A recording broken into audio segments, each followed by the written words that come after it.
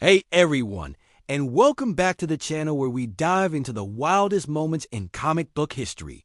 Today we're throwing it way back to the Golden Age, a time when writers were just throwing stuff at the wall to see what would stick, and boy, did they throw some heavy stuff.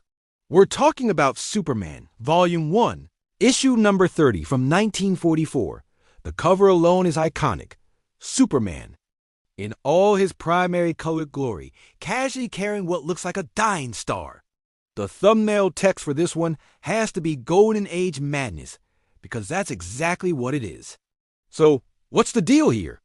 In this story, Superman literally picks up a collapsing star and moves it. Let's just sit with that for a second. He's manipulating stellar mass. This isn't your modern, carefully calculated Superman who struggles with planetary threats. This is Golden Age Supes, a character whose power levels were basically whatever the plot needs right now. There were no real limitations, no scientific advisors worrying about the physics of it all.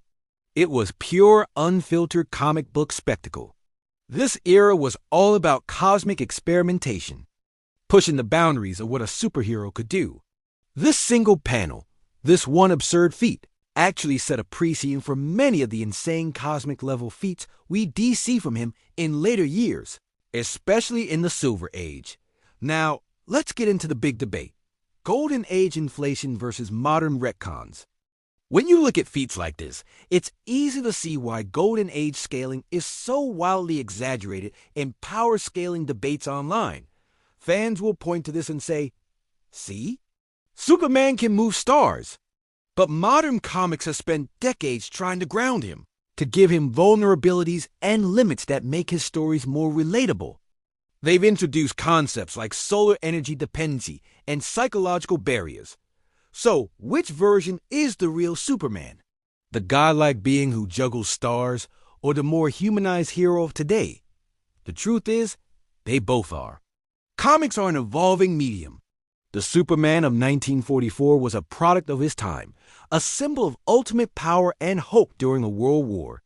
His feats were meant to be larger than life, almost mythological.